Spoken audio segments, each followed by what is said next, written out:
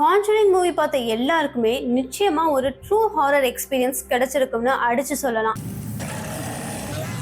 But அதோட inspiration ஒரு true இன்சிடென்ட்னு எத்தனை பேருக்கு தெரியும்? இந்த படத்துல வர்ற மாதிரி ஃபர்னிச்சர் அதுவாவே மூவ் ஆகுறது, வீட்டுல இருக்கிறவங்க சடனா ஏர்ல பறக்கிறது, ஸ்ட்ரேஞ்ச் நாய்ஸஸ் கேட்கறதுன்னு உண்மையிலேயே ஒரு ஃபேமிலி இதெல்லாம் எக்ஸ்பீரியன்ஸ் பண்ணியிருக்காங்க. நம்மள பல பேருக்கு இந்த மாதிரியான சூப்பர் நேச்சுரல் ஆக்டிவிட்டில அவ்வளவா நம்பிக்கை இருக்காது. அப்படிதான் பல இன்வெஸ்டிகேட்டர்ஸ் அண்ட் ரிசர்ச்சர்ஸ் அந்த வீட்டுல போய் டெஸ்ட் பண்ணி அங்க நடக்கிற சில அமானுஷ்யமான விஷயங்களை எக்ஸ்பீரியன்ஸ் பண்ணி அது உண்மையிலேயே நடந்திருக்குன்னு கன்ஃபார்மும் பண்ணியிருக்காங்க.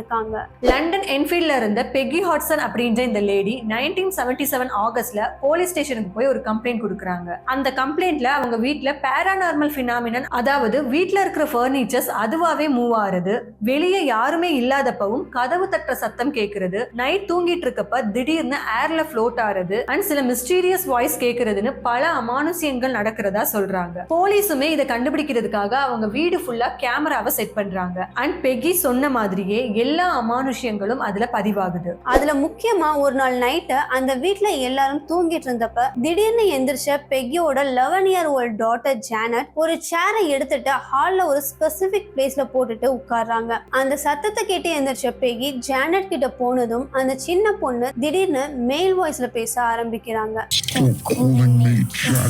நான் இங்க இந்த சேர்ல உட்கார்ந்துட்டு இருந்தப்பதான் பிளட் கிளாட் ஆகி இறந்தேன்னு சொல்றாங்க. இந்த ஃபுட்டேஜ் அண்ட் ரெக்கார்டை அனலைஸ் பண்ண ரிசர்ச்சர்ஸ் இந்த வாய்ஸ் பெக்கி ஃபேமிலி அந்த வீட்டுக்கு ரெண்டுக்கு வர்றதுக்கு முன்னாடி இதே வீட்டுல இருந்த பில் வில்கின்ஸோட குரல்னு கண்டுபிடிக்கிறாங்க. ஜானட் சொன்ன மாதிரியே வில்கின்ஸ் இந்த வீட்டுல பர்டிகுலரா அதே ஸ்பாட்ல தான் பிளட் கிளாட் ஆகி 1963 ஜூன் 20th அன்னைக்கு இறந்திருக்காரு. இப்படி அந்த வீட்டுல நடக்கிற பல அமானுஷ்யங்கள் உண்மையில நிரூபணம் ஆயிருந்தாலும் இன்னைக்கு வரைக்கும் இந்த விஷயம் உண்மையா பொய்யான்ற டிபேட்டுமே இருக்கத்தான் செய்யுது. பிகாஸ் இந்த மாதிரியான சில ரியல் பேரானார்மல் ஆக்டிவிட்டிஸ் கூட சேர்ந்து சில பொய்யான சித்தரிப்புகளும் கிரியேட் ஆயிட்டு இருக்கு. எஸ், பெக்கியோட 2 பொண்ணுங்களும் கிச்சன்ல இருக்க ஸ்பூனை பெண்ட் பண்றது, டேப் ரெக்கார்ட்ஸை ஹைட் பண்ணி வைக்கிறதுன்னு சில விஷயங்களை எக்ஸாஜரேட் பண்ணதும் வெளியே வந்திருக்கு. பட் இதை வச்சு மட்டும் இந்த வீட்டுல எந்த அமானுஷ்யமும் நடக்கலன்னு ரிசர்ச்சர்ஸால உறுதியா சொல்ல முடியல. அண்ட் ஆல்சோ அந்த பொண்ணுங்களே கூட நாங்க இதை எக்ஸாஜரேட் பண்ணதுக்கு ரீசன் போலீஸ் அபிஷியல்ஸ் இதை சீரியஸா எடுத்துட்டு உடனே